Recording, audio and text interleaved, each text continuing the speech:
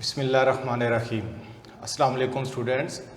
I am Waqar Ahmed, your English teacher. Beta, in this lesson we are going to look at difference between prose and poetry. Then Good Timber, it's a poem, our main topic. Then about the poet, figure of speech which are used in this poem, and then in the end we will look at the main themes of the poem. So first of all, the main difference or differences between prose and poetry. The very first difference, beta, so far you are studying the prose. आपने short stories पढ़ी, short stories ऐसेज अभी आपने नहीं पढ़े, ये किससे related हैं? Pros से रिलेटेड है. But today we are going to read about poem good timber. So before that we will look at the main differences between prose and poetry.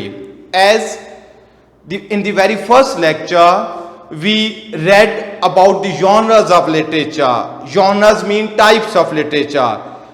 In genres we have fiction, non-fiction, and then in fiction we have again short stories, novels, poems.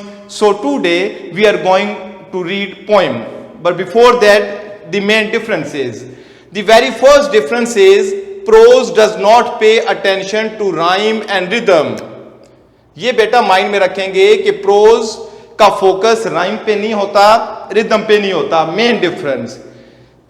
Here in poetry pays attention to rhyme and rhythm. They are the essential components in a poem. अब बेटा जो main difference आप mind में रखेंगे वो क्या रखेंगे कि प्रोज में हमारे पास राइमिंग स्कीम और राइम्स नहीं होते, रिदम नहीं होता. बट पोएट्री में ये राइम और रिदमिकल जो एक्सप्रेशंस हैं ये इसेंशियल कंपोनेंट्स हैं पोएम्स में और पोएट्री के. Second main difference are the ideas are written in sentences. In prose ideas are written in sentences. Sentences are grouped into paragraphs. Second main difference बेटा, आप खुद से भी इसका एक्सरसाइज आप कर सकते हैं, प्रैक्टिस कर सकते हैं, इसको आप ड्रिल इसकी कर सकते हैं कि जो प्रोज है, प्रोज में हमारे पास जो आइडियाज हैं वो किस फॉर्म में होंगे?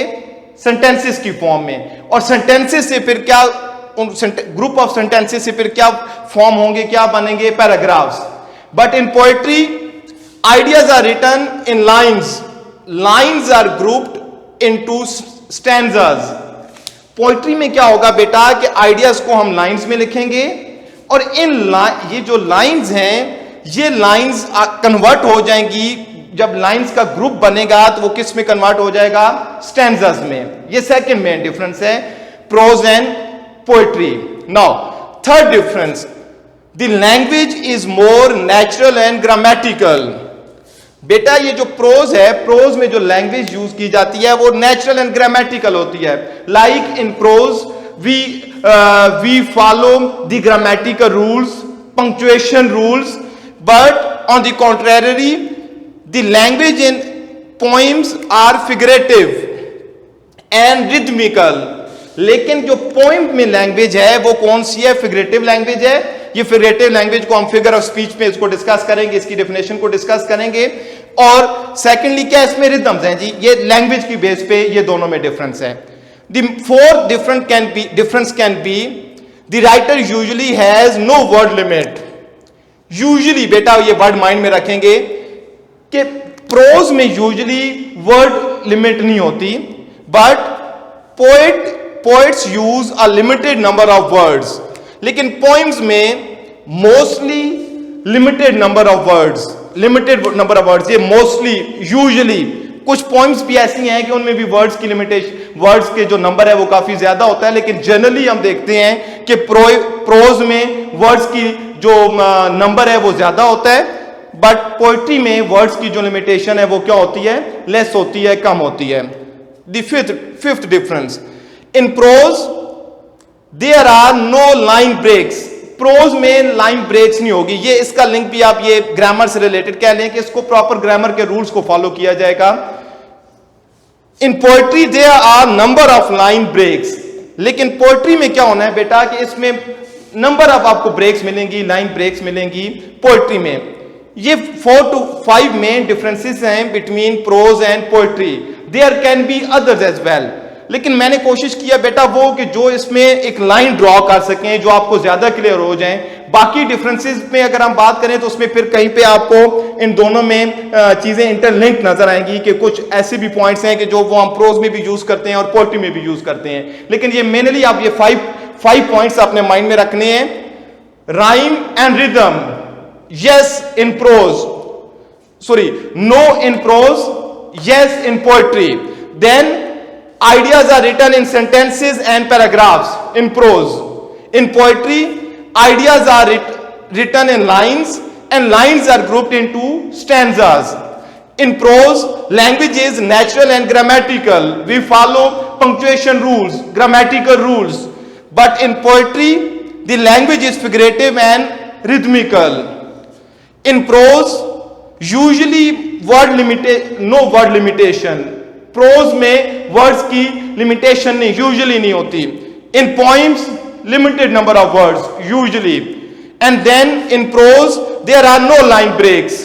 इन पोइम देयर कैन बी और there are number of line break. ये मेन आपने बेटा माइंड में रखने हैं डिफरेंसेस प्रोज और पोएट्री में। Now the next thing is good timber by Douglas Malloch. Malloch भी प्रोनाउंस कर सकते हैं बेटा, लेकिन आई थिंक मैलोक ज्यादा ठीक है जी। Good timber is a poem, ये बेटा पोइम है। अब गुड टिम्बर रिप्रेजेंट बाय और what is meant by good timber ये हमने देखना है। Timber is the wood used as building material. Very first thing जो आप माइंड में रखेंगे वो क्या है बेटा कि टिम्बर बेसिकली वुड को कहते हैं, और वो वुड स्पेशली पर्टिकुलरली जो हम कंस्ट्रक्शन में यूज करते हैं, जो as a building material use होती है। First meaning. Second meaning lumber, wood को वन वर्ड में आप सॉरी इसको टिम्बर को लंबर भी कह सकते हैं, ये वर्ड भी हम यूज करते हैं। देन वुड लैंड भी इसके लिए वर्ड यूज होता है बेटा, फॉरेस्ट, सिंपल वुड, तो ये इसके सिनोनिम है, ये भी हम इसमें यूज करते हैं। ये हम किसको डिस्क्राइब कर रहे हैं? टिम्बर को। Next, another meaning in metaphorical meaning. In men, good timber is the metaphor. Good timber क्या है बेटा? Metaphor है for the highest standard of character and greatest success achieved by anyone. अब एक तो ये मीनिंग माइंड में रखेंगे जी कि wood used in construction of a building material. Second meaning जो मैसेज है पोइम का, जो पोइट मुझे और आपको मैसेज कन्वे करना चाह रहा है गुड टिम्बर के थ्रू, वो क्या है बेटा कि here good timber is the representation of great character, good character, extraordinary qualities which are necessary for achieving the success in here और we can say the world here after. Good character and greatest success achieved by anyone. Next, the metaphor or tree and good timber establishes the criteria for the growth of manly men. अब ये good timber जो tree है बेटा, ये metaphor है। ये किसके लिए metaphor है? great character का, good qualities का, जो एक पर्सन में होनी चाहिए। अब इसमें पोइम में हम देखेंगे कि इस पोइम में बेटा वो poet describes two types of trees as well and then two types of men as well generally, कि दो तरह के वो दरख्त को डिस्क्राइब करेगा, उनकी फिर आगे बताएगा। इसी तरह टू टाइप मेन की भी डिस्क्राइब करेगा, ह्यूमन बीइंग्स की भी करेगा, और उसको आगे एक्सप्लेन करेगा। ये हम टेक्स्ट में देखेंगे बेटा। आप गुड टिम्बर का ये आप इमेज के थ्रू भी इसको देख सकते हैं। टिम्बर ये थोड़ा सा इसको आप देख लें, क्योंकि जब हम पोइम पढ़ेंगे तो वहां पे आपको अंडरस्टैंड करने में इजी होगा। ये गुड टिम्बर के ये पिक्चर्स हैं, ये इमेज है, आप खुद भी गूगल कर सकते हैं, इसको फाइंड आउट कर सकते हैं। गुड टिम्बर से रिलेटेड एक इसके लिटरल मीनिंग माइंड में रखेंगे। Literal meaning wood used as building material, and then figurative meaning, metaphorical meaning, good timber is the representation of good character, great character, good qualities. तो ये बेटा so four differences between prose and poetry and then good timber, ये चीजें आप mind में रखेंगे। now we will look at the other things about the poet and then figure of speech and theme. Okay, beta, now we will look at the information relating to poet. Douglas Malloy, born at 5th May 1877, died 2nd July 1938. Now, he was an American poet, short story writer, and associate editor. He was known as a lumberman poet, relating to woods, selling or production of woods. Then he is noted for writing Round River Drive and Be the Best of Whatever You Are. ये इसकी prominent, और भी इसकी poems हैं, लेकिन ये prominent इसकी poem है be the best of whatever you are, और ये इंफॉर्मेशन है, ब्रीफ इंफॉर्मेशन है राइटर से रिलेटेड। जैसे कि आपको पता है बच्चे कि पोएट, राइटर, ऑथर, इससे रिलेटेड एमसीक्यू पेपर में आते हैं, तो ये ऑब्जेक्टिव के पॉइंट ऑफ व्यू से आप इन चीज़ों को माइंड में रखेंगे, date of birth, then death, और उसके मेन जो फीचर्स हैं, पोएट है जो ऑथर है, मेन उसकी जो राइटिंग है, नोटेबल जो उसके वर्क्स हैं, वो आपने माइंड में रखने हैं। नेक्स्ट बेटा, figure of speech. What is figure of speech? In other words, figurative language. A figure of speech is departure from common or ordinary language. Departure mean deviation, deviate करना, जिसको हम कहते हैं ना इनहराफ करना, आप डिविएट करना किसी चीज से, और वो कहां से? फ्रॉम कॉमन और ordinary language in order to produce greater effect. जो ऑर्डिनरी लैंग्वेज है, जो लिटरल और डायरेक्ट लैंग्वेज है, उससे डिविएट करना, और उसका पर्पस क्या है? To produce greater effect, to put emphasis, greater effect के लिए, एम्फोसिस के लिए जो राइटर और पोएट जो ऑर्डिनरी लैंग्वेज से डिविएट करते हैं, इसको हम क्या कहते हैं? फिगर ऑफ स्पीच कहते हैं, और फिगरेटिव लैंग्वेज कहते हैं। और in other words, it is the use of language in non literal sense. Literal mean direct, और लिटरल मीनिंग, लिटरल सेंस में नहीं, इनडायरेक्टली जो पोएट और जो राइटर अपना मैसेज कन्वे करते हैं, और वो फिगरेटिव लैंग्वेज के थ्रू और फिगर ऑफ स्पीच के थ्रू करते हैं, इसको हम क्या कहते हैं जी? Figurative language. नाउ बेटा, we have a lot of types of figurative language, इसमें काफी ज्यादा आगे डिटेल है, but in this lecture we will discuss about 3: metaphor, extended metaphor, and then alliteration. ये जो आपकी पोइम में जो इसने यूज की हुई है फिगर ऑफ स्पीच, इनको हम डिस्कस करेंगे। First of all, what is metaphor? Metaphor क्या है बेटा? A comparison of to dissimilar things without the using of like और एज। हम दो चीजों का कंपैरिजन करते हैं, डिसिमिलर थिंग्स का कंपैरिजन करते हैं, without the using of like और एज। लाइक और एज हम यूज नहीं करते। For example, he was a line in the fight. अब हमने ही का डायरेक्ट कंपैरिजन कर दिया लाइन के साथ, हमने एज और लाइक यूज नहीं किया। जब हम एज और लाइक यूज करेंगे तो वो सिमिली हो जाएगा बेटा, वो कंपैरिजन अब जब करेंगे तो वो सिमिली हो जाएगा, लेकिन विदाउट एज और लाइक के कंपैरिजन को हम क्या कहते हैं? मेटाफर। अब इस पॉइंट में बेटा पोएट ने मेटाफर यूज किया है ट्री का। अब ट्री रिप्रेजेंटेशन है, गुड टिम्बर रिप्रेजेंटेशन है ह्यूमन बीइंग्स की, तो ये मेटाफर है। नेक्स्ट बेटा, एक्सटेंडेड मेटाफर। मेटाफर की अगेन फर्दर टाइप्स हैं, उसमें से एक क्या है? Extended metaphor. An extended metaphor is a metaphor that extends through several lines or even an entire poem. Several lines or even an entire poem extends. ऐसा metaphor कि जो स्टार्ट से स्टार्ट हो, किसी भी पोइम के शुरू से स्टार्ट हो, और वो सेवरल लाइंस तक वो एक्सटेंड होता रहे, और सम टाइम वो इंटायर पोइम, पूरी पोइम में एक मेटाफोर जब वो यूज किया गया है, तो इस प्रोसेस को, इसको हम क्या कहेंगे? Extended metaphor. Like the poet continues, इस पोइम की अगर हम बात करें, गुड टिम्बर की हम बात करें, तो इसमें पोएट क्या करते हैं? The poet continues with the metaphor of tree to talk about successful man in the world. अब इस पूरी पोइम में ट्री के थ्रू वो मेटाफोर यूज करता है और वो किस को रिप्रेजेंट करती है, गुड कैरेक्टर को, गुड मैन को, ग्रेट क्वालिटीज को, कि कैसे कोई पर्सन अपने अंदर गुड क्वालिटीज को बिल्ड कर सकता है, इनहांस कर सकता है, और कैसे वो अपने गोल्स को अचीव कर सकता है, सक्सेसफुल हो सकता है। वो कौन से मेटाफोर के थ्रू उसने प्रेजेंट की पोइट ने, ट्री के, गुड टिम्बर के। नेक्स्ट बेटा जो थर्ड इस पोइम में जो फिगर ऑफ स्पीच यूज की है पोइट ने, वो क्या है, alliteration. Alliteration is a stylistic device in which a number of words having the same first consonant sounds. Same first consonant sounds. Now beta, again in very first lecture we discussed sounds, and in sounds we have two sounds in English language, two types of sounds in English language, consonant sounds and the second is vowel sounds. अब consonant sounds की बात हो रही है कि words having the same first consonant sounds occur closer together in a series.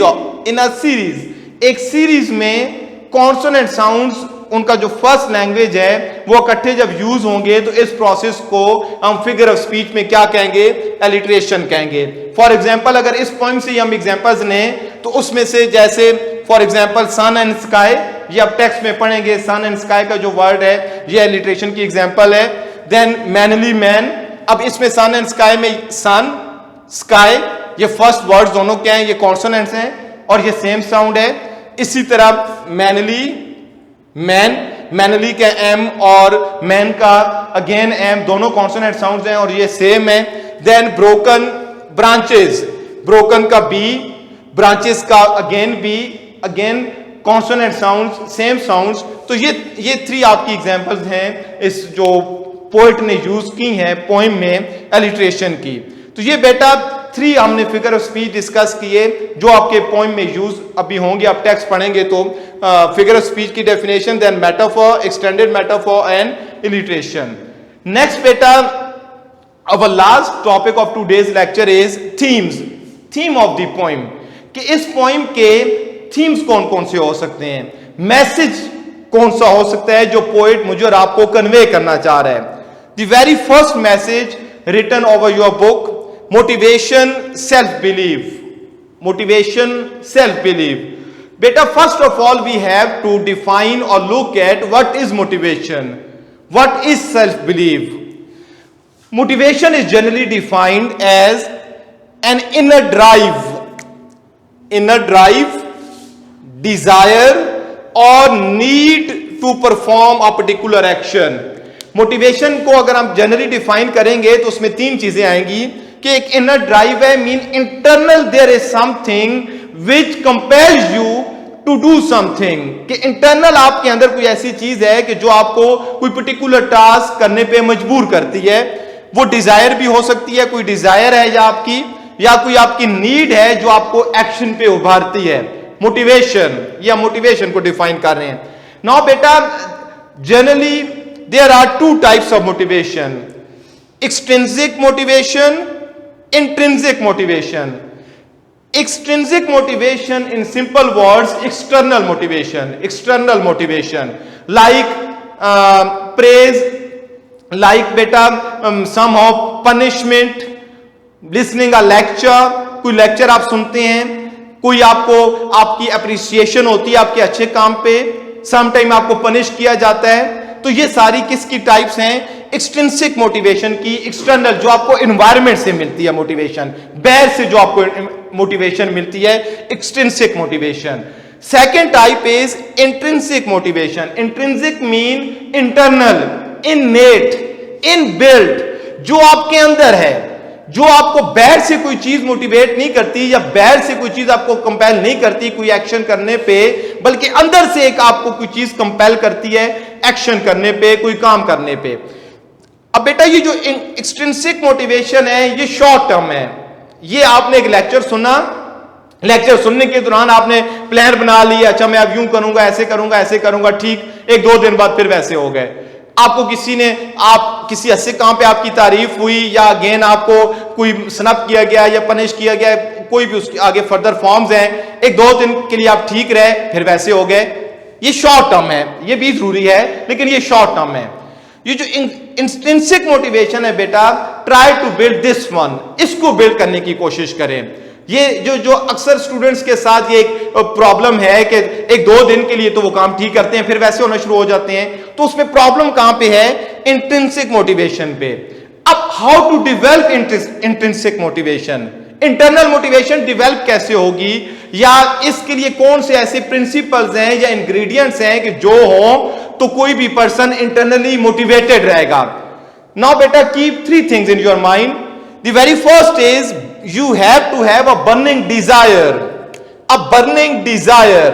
ये इधर हमने डिजायर की बात की थी ना बच्चे, डिजायर, लेकिन वो सिंपल डिजायर भी समटाइम काम नहीं करेगी, वो एक बर्निंग डिजायर होनी चाहिए।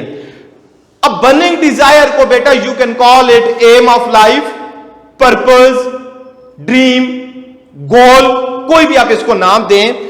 कि वो लोग मोटिवेटेड नहीं होते, वो लोग थोड़ी देर के बाद, कुछ टाइम के बाद वो अब काम उस तरह नहीं करते जिस तरह उनको करना चाहिए। उसकी जो फर्स्ट मेन रीजन हो सकती है बेटा वो क्या है? उनके पास कोई बर्निंग डिजायर नहीं है, उनके पास कोई एम नहीं है, उनके पास कोई पर्पस नहीं है, उनके पास कोई गोल नहीं है। ये हो नहीं सकता कि आपके पास बर्निंग डिजायर हो, आपके पास कोई ड्रीम हो, आपके पास कोई ख्वाब हो और आप काम ना करें, आप एफर्ट ना करें, आप स्ट्रगल ना करें, ये नहीं हो सकता।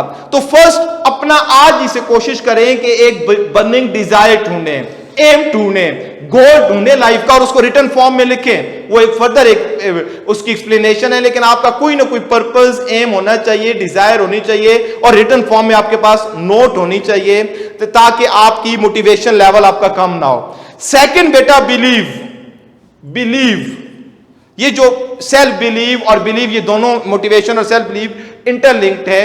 अगेन जो अब किसी के पास एम भी है, आप में से भी कई मैक्सिमम लोगों के पास पूछे जी I want to become a doctor, I want to become an engineer और दिस, आपके पास एम है।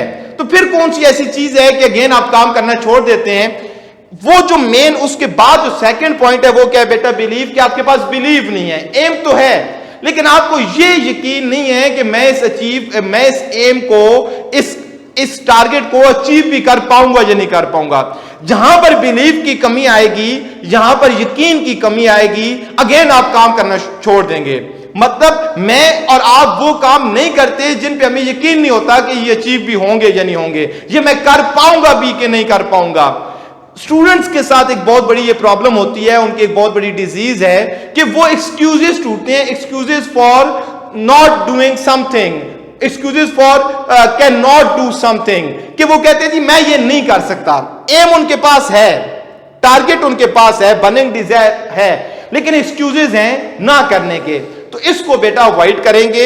सेकंड, जो भी आपकी बर्निंग डिजायर है, जो भी आपका एम है, उस पे आपका बिलीव भी होना चाहिए, उस पे आपका यकीन भी होना चाहिए। और ये यकीन की पावर बहुत बड़ी पावर है, ये अल्लाह से मांगा करें बेटा। यकीन की दौलत जिसको नसीब हो गई वो फिर ग्रो करेगा। वो सेकंड। जो थर्ड पॉइंट जो आपको मोटिवेटेड रखने के लिए जरूरी है वो क्या है बेटा? विजुअलाइजेशन और विजुअलाइज समथिंग। अब आपने किसको विजुअलाइज करना है? विजुअलाइज करने का मतलब क्या है?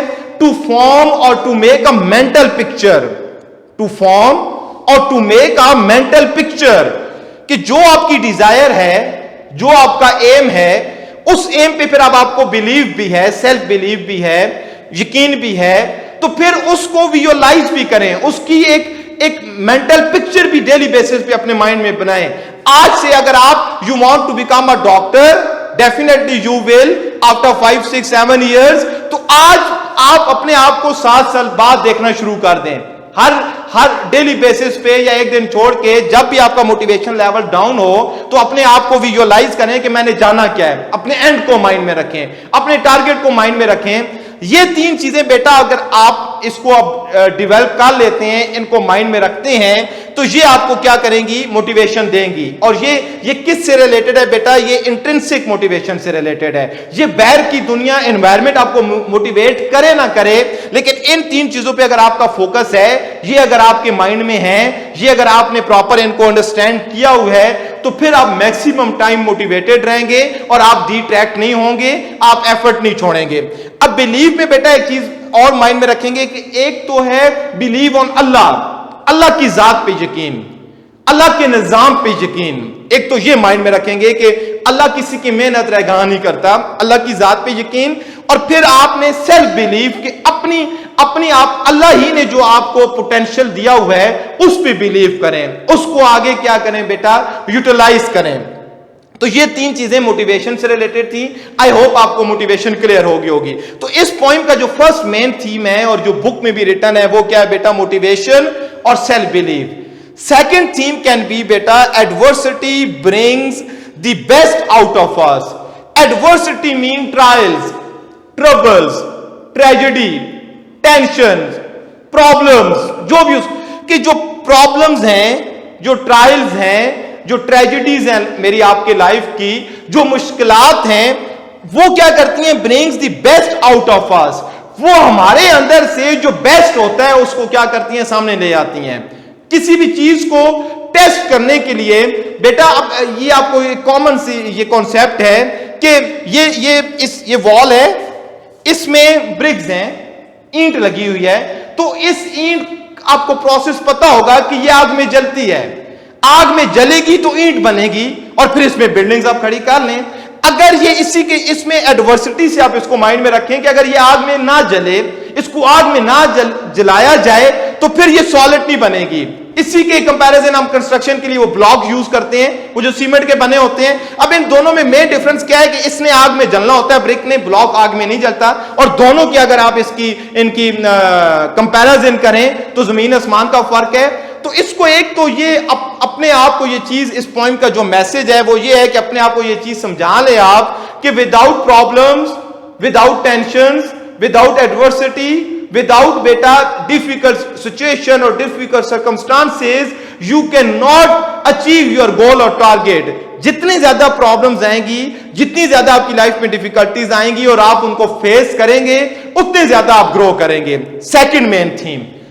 थर्ड मेन थीम इज बेटा, quality can not be achieved without putting any effort. Again ये हार्ड वर्किंग से रिलेटेड है, एफर्ट से रिलेटेड है, स्ट्रगल से रिलेटेड है, कि ये भी आप आज अपने आप को समझा लें कि अगर आपने क्वालिटी चाहिए, आपको ये जो आपने ये बर्निंग डिजायर थी, इसको आपने अचीव करना है, गोल को अचीव करना है, तो फिर आपको एफर्ट करनी पड़ेगी, फिर आपको स्ट्रगल करनी पड़ेगी, फिर आपको हार्ड वर्क करना पड़ेगा।